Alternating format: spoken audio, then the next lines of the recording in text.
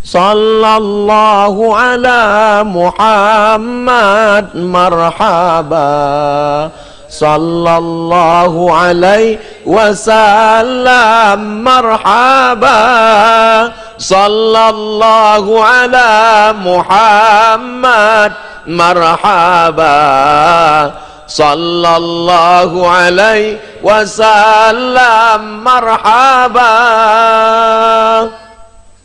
Saat mendengar itu, disitulah saya merasakan puncak ketenangan yang luar biasa. Mungkin adik-adik tentu yang lain. Saya Pak Ustadz justru sangat tenang waktu sedang mendengar ini Pak Ustadz. Yang bagian yang mana itu? Khosyah harham sehetihe. Astagfirullahaladzim. Ini udah lain ini. Khosyutahe, khosyutahe fi qalbika syai'un. Arti khosyutahe itu di dalam hatimu ada sesuatu. Dari mana Ustadz dapat itu?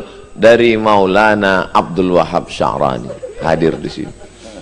Beliau datang dari jauh, dari Temboro, dan beliau bukan hanya bahasa Arab, bukan hanya bahasa Inggris, dari Pakistan, bahasa Urdu. Saya Urdu ini tak banyak kali tahu, paling-paling tahu Apsana Perka, Kia Hal Heti, Ke Coach Kutahi.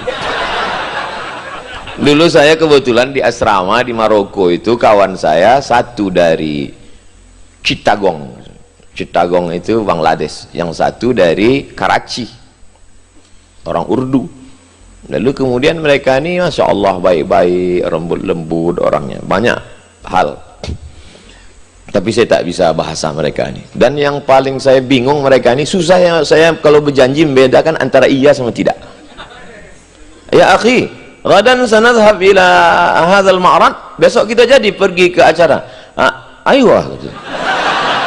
Insyaallah kata. Iya apa tidak? Kan gitu. Tapi insyaallah Habib Maulana Abdul Wahab Sya'rani bisa, karena dia tahu dia mana geleng iya, mana geleng tidak kan. Kalau iya agak cepat. Oh cepat. Masya Allah, tabarakallah. Dalam kapal selam makan empek-empek, yang tak menyambut salam umurnya pendek. Itu sekedar menjawab pantun Habib Mahdi, karena tradisi orang Melayu pantun itu katanya mesti dijawab. Bersyukur kepada Allah dengan mengucapkan Alhamdulillahi Rabbil Alamin. Berselawat kepada Rasulullah dengan ucapan Allahumma salli ala Sayyidina Muhammad wa ala ali Sayyidina Muhammad. Adik-adik sekalian, malam ini duduk dengan para habaib alim ulama, bagaimana perasaannya? Senang, bahagia, tenang. Di mana letak bahagia, senang, tentram, adem, ayam, gemah ripah, loh jenawi, tongkat dan batu jadi tanaman itu?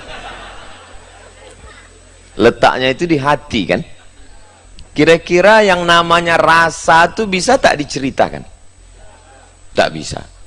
Kata terlalu miskin untuk bercerita tentang rasa.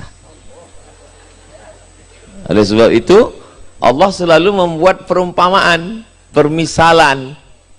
Misalnya tentang masalah balasan pahala. Banyak. Sebanyak apa?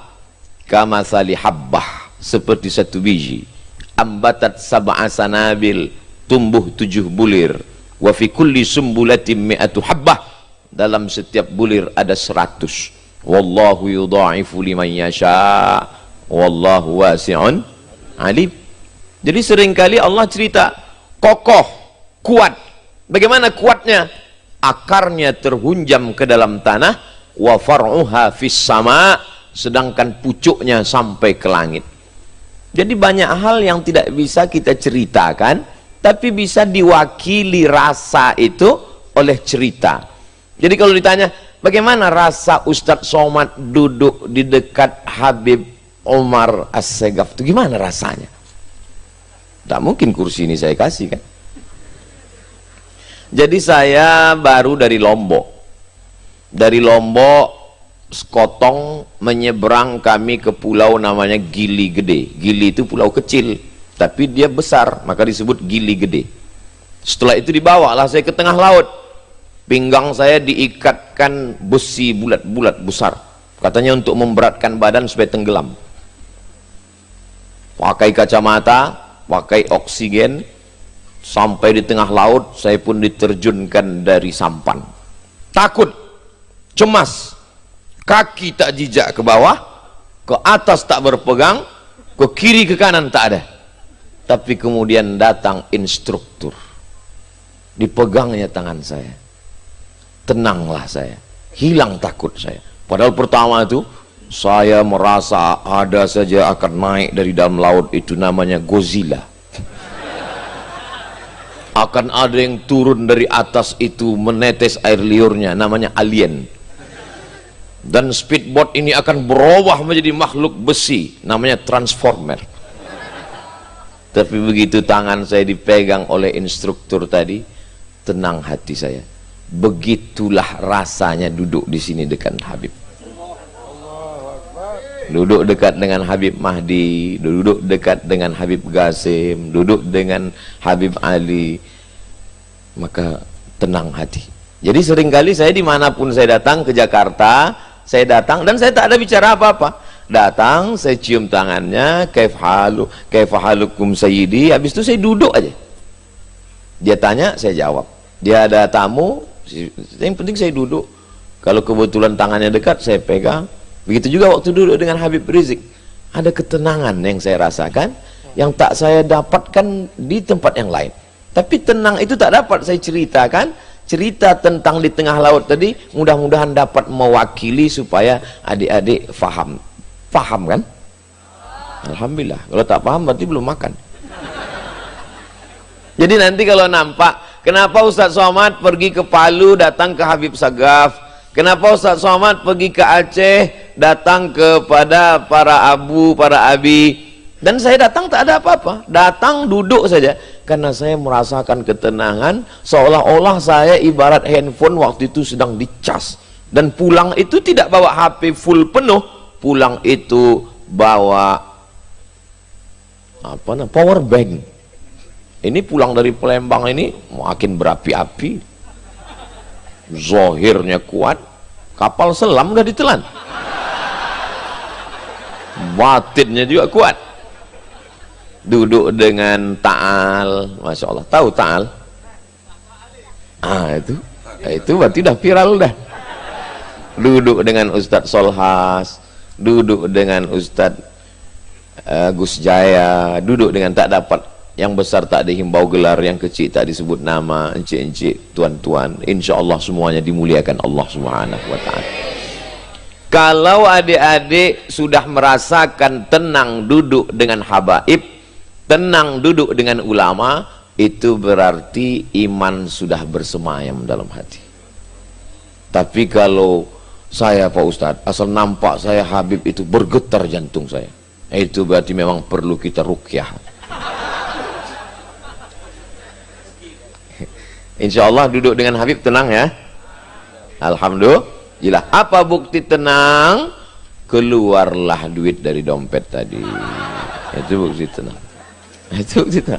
Karena orang kalau tak tenang ketakutan aja. Asyaitanu ya'idukumul faqra wa ya'murukum bil fahsya. Faqra, orangnya fakir. Setan itu selalu membisikkan begitu. Kurang. Suatu ketika sampailah saya di kantor terlalu cepat, jam 7, mestinya acara jam 8. Setelah itu datanglah seorang ibu-ibu. Alhamdulillah Ustadz, saya udah lama mau bertanya.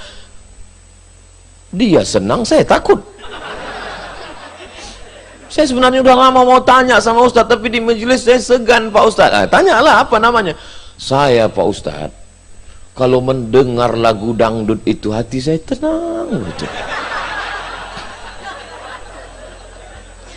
Adik-adik tadi waktu mendengar solawat, mendengar maulid itu tenang tak? Saya puncak ketenangan itu ketika ada kadang irama-irama yang kita pilih, tentu kita tak sama, tapi saya puncaknya itu saat sallallahu ala Muhammad marhaba, sallallahu alaihi wasallam marhaba, sallallahu ala Muhammad marhaba, sallallahu alaihi wasallam marhaba. Saat mendengar itu, disitulah saya merasakan puncak ketenangan yang luar biasa. Mungkin adik-adik tentu yang lain. Saya Pak Ustadz justru sangat tenang waktu sedang mendengar ini Pak Ustadz. Yang bagian yang mana itu? Khusyah harham sehetihe. Astagfirullahaladzim. Ini udah lain ini. Khusyutahe, khusyutahe fi qalbika syai'un. Arti khusyutahe itu di dalam hatimu ada sesuatu. Dari mana Ustadz dapat itu? Dari Maulana Abdul Wahab Sya'rani, hadir di sini. Beliau datang dari jauh, dari Temboro, dan beliau bukan hanya bahasa Arab, bukan hanya bahasa Inggris, dari Pakistan, bahasa Urdu. Saya Urdu ini tak banyak kali tahu, paling-paling tahu Apsana Perka, Kia Hal Heti, Kia Coach Kudahi. Dulu saya kebetulan di asrama di Maroko itu, kawan saya satu dari Chittagong. Chittagong itu Bangladesh, yang satu dari Karachi, orang Urdu. Lalu kemudian mereka ini Masya Allah baik-baik, lembut-lembut orangnya, banyak hal. Tapi saya tak bisa bahasa mereka ini. Dan yang paling saya bingung, mereka ini susah ya, saya kalau berjanji membedakan antara iya sama tidak. Ya akhi, gadan sanadhab ila hadzal ma'rad, besok kita jadi pergi ke acara. Ayo gitu. Insyaallah kata. Iya apa tidak? Kan gitu. Tapi insyaallah Habib Maulana Abdul Wahab Sya'rani bisa, karena dia tahu dia mana geleng iya, mana geleng tidak kan. Kalau iya agak cepat. Oh cepat. Masya Allah, tabarakallah.